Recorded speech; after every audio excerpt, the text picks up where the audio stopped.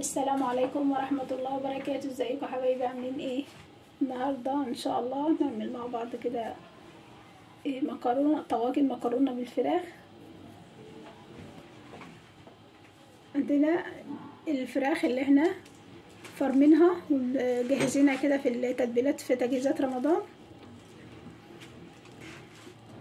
هناخد منهم كده كيس، وعندنا كيس مكرونة قلم، وكوباية من اللبن، معلقة كبيرة من النشا، معلقتين من الدقيق، مكعب مرق الدجاج، شوية ملح. وهنبتدي بقى نعمل كده شوية بشاميل كده، مش هنعمل كمية كبيرة لان احنا عاملين كيس مكرونة واحد.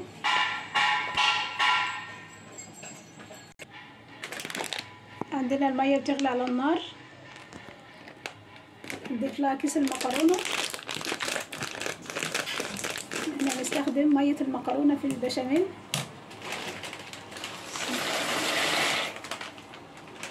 المية ضيف لها معلقة من الملح ومعلقة من الزيت، والمكرونة بقى تبتدي تغلي عشان ناخد المية بتاعتها. طبعا مية المكرونة دي بتبقى اللي مسلوق فيها المكرونة بتبقى مفيدة جدا.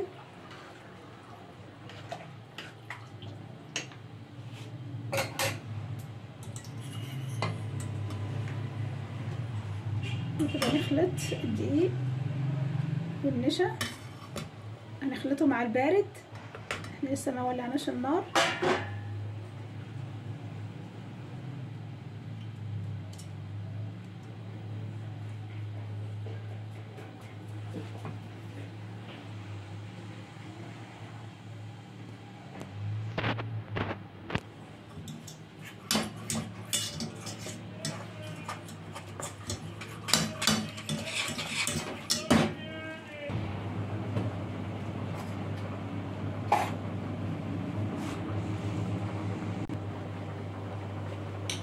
المكرونه بقى بتاعتها بتتسلق على النار، لما تكمل سواها كده ننقل الفراخ في الطواجن. بسم الله.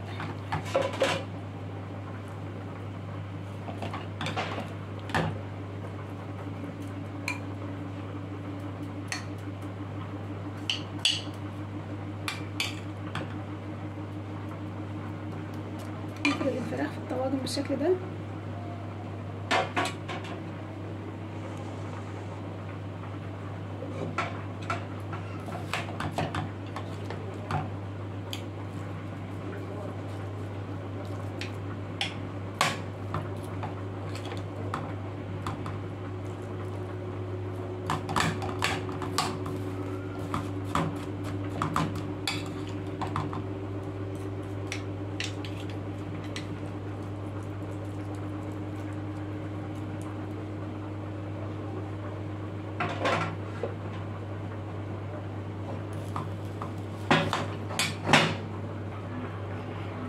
المكرونه بتاعتنا سلقت والطواجن جاهزه معانا. دلوقتي بقى نولع البشاميل.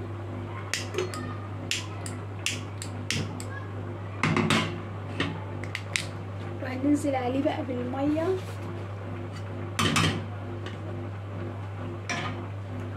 الميه بتاعت المكرونه.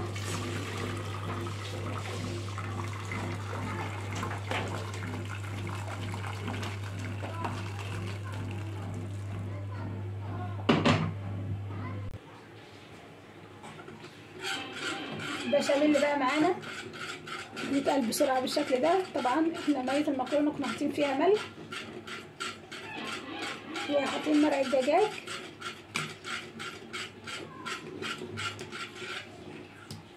بس القوام بيتقل بسرعه جدا. هنبتدي بقى الطواجن بتاعتنا، نضيف المكرونه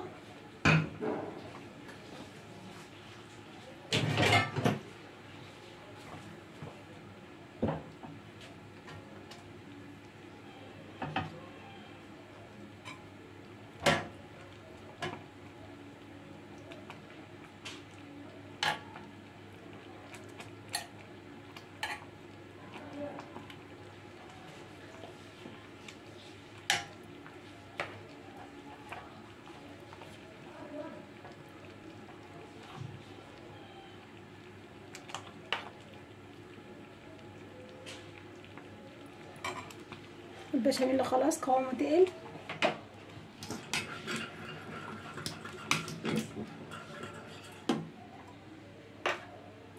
نديله كده معلقه من السمنه.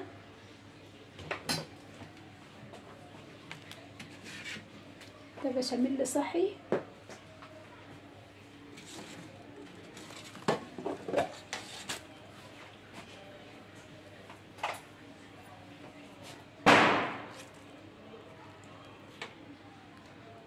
اديله معلقه صغيره كده من السمنه تديله طعم حلو.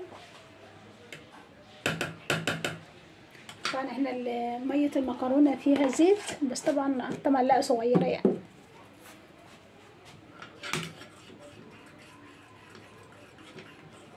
بشاميل من غير سمنه يعني، شوفوا معلقه صغيره. لكن لو البشاميل اللي بنحمر الدقيق على النار بياخد سمنه كتير جدا. نسيبه بقى ونجهز المكرونه وبعدين نقضي عليها البشاميل.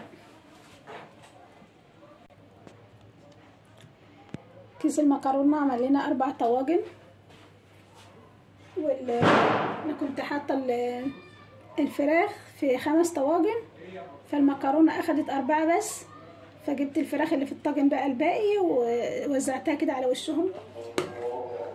الله اكبر.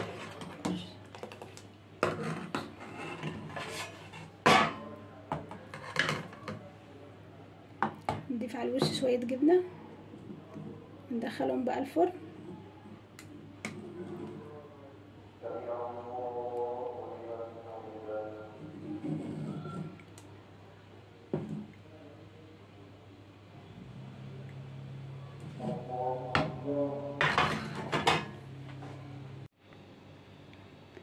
دي شكل سفرتنا النهارده، بسيطه واقتصاديه لكن حلوه جدا. وده عصير مشمش، وشكل المكرونه بتاعتنا حلوه جدا.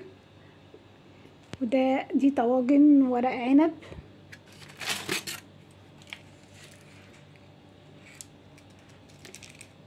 بواقي ورق العنب، بواقي المحشي بتاعنا ده. لو عجبكم بقى الفيديو ما تنسوش اللايك والاشتراك في القناه، والسلام عليكم.